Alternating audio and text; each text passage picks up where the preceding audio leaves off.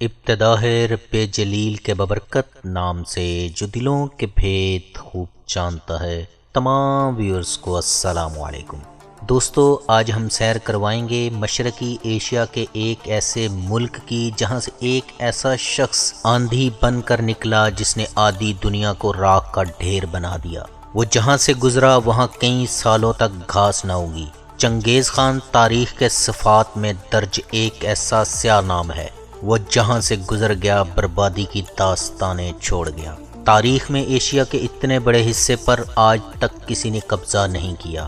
دنیا بھر میں جتنے بھی بڑے مہاراجا، سلطان یا بادشاہ گزرے، ان کے مرنے کے بعد بھی مقبروں کی شکل میں ان کے نشان باقی رہے، کیونکہ وہ چاہتے تھے کہ لوگ انہیں ہمیشہ یاد رکھیں۔ لیکن حیرت کی بات یہ ہے کہ چنگیز خان نے اپنے لیے ایک عجیب سی وصیت کی تھی۔ دوستو، میں ہوں اون بلال اور اسپائڈر ٹی وی پر نئے آنے والوں کو وش آت کے شوخس جو بھلی کرے آیا، بخیر راغلے، مرحبا، جی آیا نو، خوش آمدید اور ویلکم۔ تو چلیے سٹارٹ کرتے ہیں۔ منگولیا کا میننگ ہے بریو، یعنی بہادر لوگوں کا ملک۔ مقامی لوگ اسے نیلے آسمان کی سرزمین کہتے ہیں کیونکہ یہاں سال میں 250 سے زیادہ دن دھوپ رہتی ہے۔ منگولیا مشرقی ایشیا میں واقع ایک خوبصورت اور خود مختار ریاست ہے۔ منگولیا میں بہت سے دریا، ندیاں اور اونچے اونچے پہاڑ ہیں اور سرسبز ڈھلوانی اور میدانی علاقے بھی۔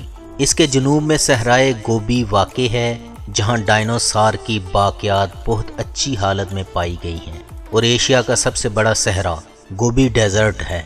منگولیا چاروں طرف سے روس اور چائنا کی سرحدوں سے گھرا ہوا دنیا کا دوسرا سب سے بڑا لینڈ لاک کنٹری ہے۔ اس کی 4630 کلومیٹر سرحد چین کے ساتھ اور 3452 کلومیٹر سرحد رشیا کے ساتھ لگتی ہے۔ منگولیا کا دارالحکومت اولن باتر ہے اور یہ کنٹری لارجسٹ سٹی بھی کہلاتا ہے کیونکہ اس کی آدھی کے قریب آبادی کیپٹل اولن باتر میں رہتی ہے، اور یہ دنیا کا سب سے سرد ترین کیپٹل بھی کہلاتا ہے۔ یہاں درجہ حرارت -52 ڈگری تک گر جاتا ہے۔ اولن باتر کا مطلب ہے سرخ شہزادہ۔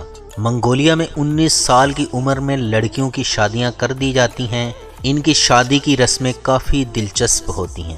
عمومی طور پر بارات کے ساتھ 2 گھوڑے لے کر جائے جاتے ہیں، ایک دلہے کے لیے اور ایک دلہن کے لیے، اور یہاں جس لڑکی کے 5 سے زیادہ بچے ہوتے ہیں اس کے لیے انعامات کی بارش کر دی جاتی ہے اور جشن منایا جاتا ہے۔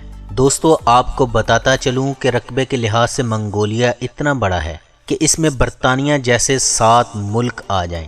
منگولیا کا کل رقبہ 15,66,000 اسکوائر کلومیٹر ہے اور یہ دنیا کا 18واں بڑا ملک ہے۔ منگولیا سطح سمندر سے 1580 میٹر یعنی 5200 فٹ بلندی پر واقع ہے۔ رقبے کے لحاظ سے دنیا کے 18ویں بڑے ملک کی آبادی صرف 32,80,000 ہے۔ ملک میں 96.2% آبادی منگول اور 4% قازق نسل کے لوگوں کی ہے، اور منگولیا آبادی کے لحاظ سے دنیا کے 134ویں نمبر پر آتا ہے۔ دوستو، آپ کو بتاتا چلوں منگولیا میں ایک انسان کے مقابلے میں 13 گھوڑے اور 35 بھیڑیں رہتی ہیں۔ یہاں اوسط عمر 71 سال ہے۔ دوستو، میں آج آپ کو چند ایسی معلومات دوں گا جو اس ملک کے سپریم لیڈر کے بارے میں ہیں۔ اگر ہم تاریخ کا مطالعہ کریں تو ہمیں پتہ چلتا ہے کہ تاریخ ایسے جابر، ظالم اور نڈر لوگوں سے بھری ہوئی ہے جنہوں نے کچھ عرصے میں اپنی تلواروں کی نوک سے اس دنیا کا نقشہ بدل ڈالا۔ چنگیز خان دنیا کی تاریخ کا ایک منفی کردار ہے جس نے لاکھوں لوگوں کو تیغ کر دیا۔ منگولین قبیلے میں یشوجی نامی شخص کے گھر 1162 میں ایک بچے کی پیدائش ہوئی جس کا نام اس نے تموجن رکھا۔ اس کا لفظی مطلب آئرن واکر ہے۔ اس سے مراد یعنی لوہے کا کام کرنے والا۔ اس کی قوم سینکڑوں برادریوں میں بٹی ہوئی تھی۔ تموجن چھوٹا ہی تھا کہ اس کے باپ کو اس کے دشمنوں نے ہلاک کر دیا۔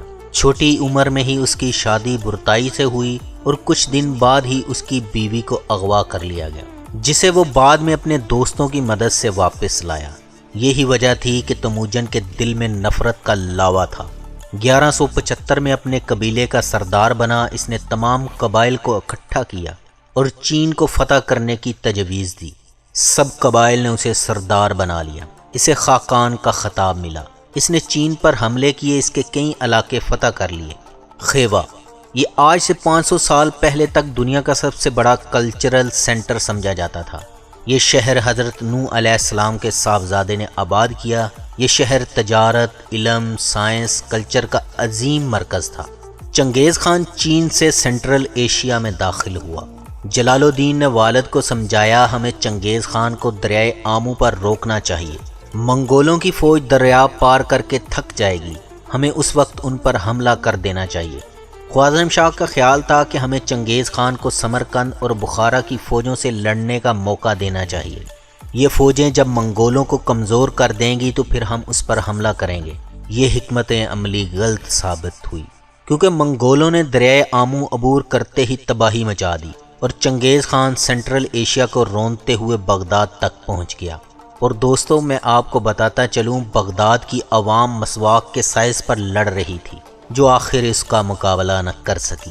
چنگیز خان چین پر تیسرے حملے کے دوران مارا گیا۔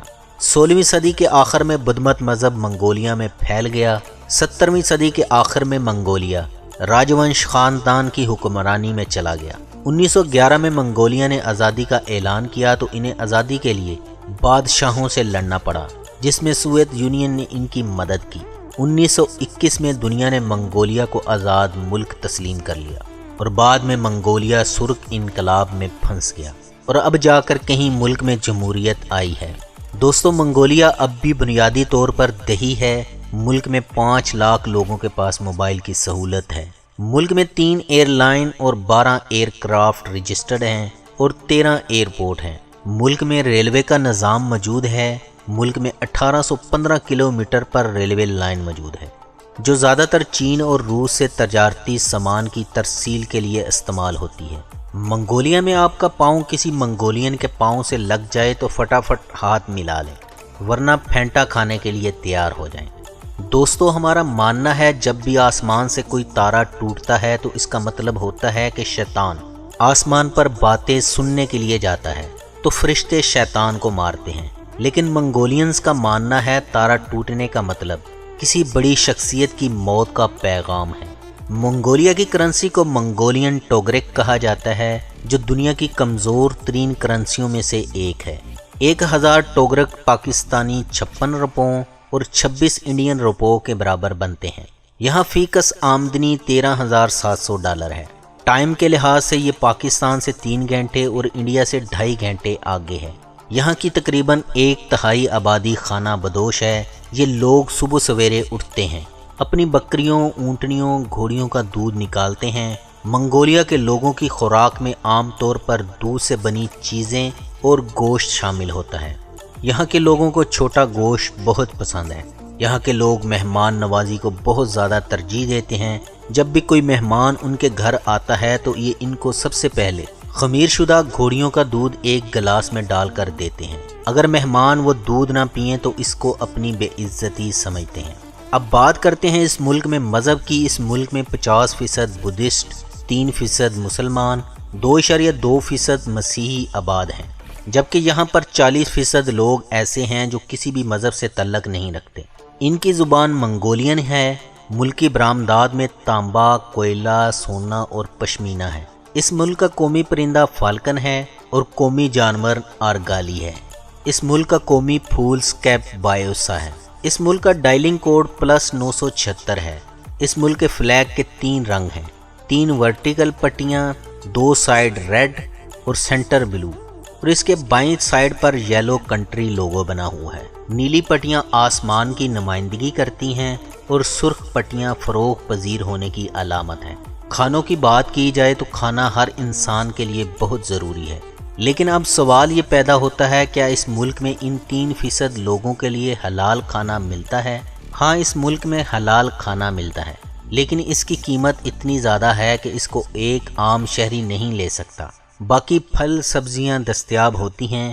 منگولین جتنے مرضی امیر ہو جائیں، ان کا ایک گھر ضرور ہوتا ہے، جسے یہ جون، جولائی، اگست کے مہینوں میں استعمال کرتے ہیں۔ یاد رہے، یہاں گر خیموں کو کہا جاتا ہے۔ وہ ان خیموں کے دروازوں کو کھلا چھوڑتے ہیں تاکہ ان کی غیر موجودگی میں بھی مسافر اندر آ کر آرام کر سکیں اور کھانا کھا سکیں۔ جب ان کے ہاں کوئی مہمان آتا ہے تو اسے دودھ والی نمکین چائے بھی پیش کی جاتی ہے۔ اب بات کرتے ہیں اس ملک کی تعلیم کے بارے میں۔ اس ملک کا تعلیمی نظام پہلے اتنا صحیح نہیں تھا، لیکن 20ویں صدی میں بہت تبدیلیاں آئیں۔ اشتراکی دور میں تعلیم پر توجہ دی گئی۔ اب اس ملک میں 96% آبادی پڑھنا لکھنا جانتی ہے۔ منگولیا کے سب سے بڑے ہالیڈے 2 ہیں، ایک منگولین نیو ایئر اور دوسرا نادم فیسٹیول۔ نادم فیسٹیول ملک میں جولائی کے آغاز میں 1 ہفتہ تک جاری رہتا ہے اور پورے ملک میں چھٹی ہوتی ہے، جس میں مختلف ثقافتی سرگرمیوں کے علاوہ روایتی کھیلوں منگولین ریسلنگ، گھڑ سواری اور تیر اندازی کے مقابلے ہوتے ہیں۔ 2011 میں ہونے والی کشتی میں 6000 پہلوانوں نے حصہ لے کر gains book of world record بنایا تھا۔ دوستو، منگولیا کا دوسرا سب سے بڑا فیسٹیول نیو ایئر کا ہوتا ہے۔ اس کے نئے سال کا آغاز لونر کیلنڈر کے مطابق ہوتا ہے، جو جنوری کے آخر یا فروری کے آغاز میں آتا ہے۔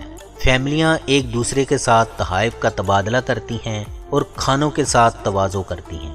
اس ملک کا GDP $11 بلین ہے۔ اس کی برآمدات میں تانبا، کوئلہ، سونا اور پشمینہ شامل ہیں۔ اب بات کرتے ہیں اس ملک کے ویزا کے بارے میں۔ 2 جولائی 2019 تک منگولیا کے شہریوں کو 62 ممالک تک ویزا فری رسائی حاصل تھی۔ سفری آزادیوں کے معاملے میں منگولیا 82ویں نمبر پر آتا ہے۔ منگولیا میں زمینی راستے سے ڈائریکٹ داخل ہونا ممکن نہیں، آپ کو چین یا رشیا پہلے جانا پڑتا ہے۔ ملک میں 1000 مریضوں کے لیے 3 ڈاکٹر اور 7 بیڈ دستیاب ہیں۔ یہ ملکی معیشت کا 4% صحت پر خرچ کرتا ہے۔ ملک میں 1000 ایڈز کے مریض بھی موجود ہیں۔ منگولین گھر میں سیٹی بجانے کو گھر میں جنات کو دعوت دینے جیسا سمجھتے ہیں، اور یہاں موم بتی سے سگریٹ جلانا بھی منحوس سمجھا جاتا ہے، اور مشہور ونڈو XP کا وال پیپر بھی منگولیا کی سرزمین پر کھینچا گیا تھا۔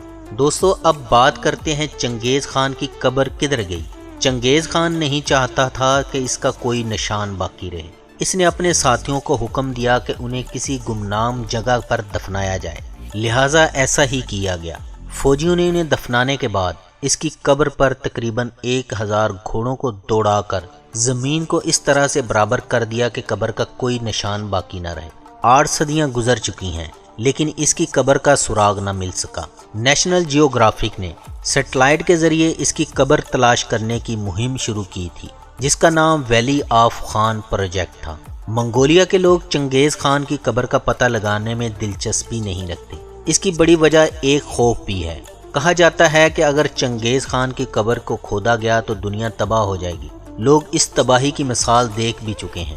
کہا جاتا ہے کہ 1941 میں جب سوویت یونین میں 14ویں صدی کے ترک منگول حکمران تیمور لنگ کی قبر کو کھودا گیا تو نازی فوجیوں نے سوویت یونین کو پیچھے ہٹنے پر مجبور کر دیا تھا۔ اس لیے وہ نہیں چاہتے کہ چنگیز خان کی قبر کو بھی کھولا جائے۔ آج بھی جو لوگ خود کو چنگیز خان کی نسل کا مانتے ہیں، وہ اپنے گھروں میں چنگیز خان کی تصویر رکھتے ہیں۔ اس ویڈیو میں جو عمارت دکھائی دے رہی ہے، یہ ایک یادگار ہے۔ عمارت کے اوپر نصب دیوہیکل مجسمہ چنگیز خان کا ہے۔ 131 فٹ اونچا، 250 ٹن سٹین لیس سٹیل سے تیار شدہ، یہ اپنی نوعیت کا دنیا کا سب سے بڑا مجسمہ ہے۔ اس عمارت کے 36 ستون ہیں جو منگول نسل کے 36 قبائل کو ظاہر کرتے ہیں۔ دوستو، منگولیا کی آب و ہوا شدید قسم کی ہے۔ سردیوں کا موسم بہت سخت اور طویل ہوتا ہے۔ 2010 میں یہاں درجہ حرارت -50 ڈگری تک گر گیا تھا۔ ہر سال سردیوں میں بہت سا جانی و مالی نقصان ہوتا ہے۔ گرمیوں میں یہاں موسم معتدل ہوتا ہے۔ یہاں ٹریفک کی سمت دائیں طرف ہے اور سٹیئرنگ لیفٹ ہینڈ ہوتا ہے۔ انٹرنیٹ ڈومین نیم .mn ہے۔ منگولیا کے بارے میں کہا جا رہا ہے کہ پچھلی 1 دہائی سے مسلسل ترقی کی طرف گامزن ہے۔ دوستو، آپ کو بتاتا چلوں، آپ سب آئس کریم تو بہت شوق سے کھاتے ہوں گے۔ آئس کریم کی ابتدا بھی منگولیا سے ہوئی۔ کہا جاتا ہے کہ ایک گوالا دودھ شہر میں لے کر جا رہا تھا۔ سخت سردی کی وجہ سے دودھ رستے میں ہی جم گیا، تو جب لوگوں نے چکھ کر دیکھا تو اس کا ذائقہ مزیدار لگا۔ وقت کے ساتھ ساتھ لوگ اس میں میوہ جات شامل کرتے گئے۔ اس طرح یہ کئی علاقوں میں مشہور ہو گئی۔ ناظرین، منگولین گھوڑوں پر سوار ہوتے وقت گانا گنگناتے ہیں، اور منگولیا میں 2 کوہانوں والے اونٹ بکثرت پائے جاتے ہیں، کیونکہ ایشیا کا سب سے بڑا صحرا بھی یہی ہے، اور یہ سردی اور گرمی برداشت کرنے کے ساتھ ساتھ سامان پہنچانے کے بھی کام آتے ہیں۔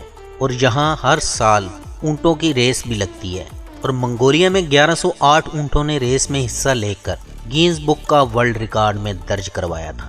دوستو یہ تھی آج کی ویڈیو، امید ہے آپ کو پسند آئی ہوگی۔ اگر پسند آئی تو اپنے دوستوں کے ساتھ واٹس ایپ پر شیئر کرتے ہوئے کمنٹس میں اپنی رائے کا اظہار کریں۔ دوستو کمنٹس کے ذریعے ہمیں معلوم ہوتا ہے آپ کو ویڈیو کیسی لگی، تو اپنی رائے کا ضرور اظہار کیا کریں۔ مجھے دیں اجازت، ملیں گے پھر کسی نئی ویڈیو کے ساتھ۔ اللہ ہم سب کا حامی و ناصر ہو۔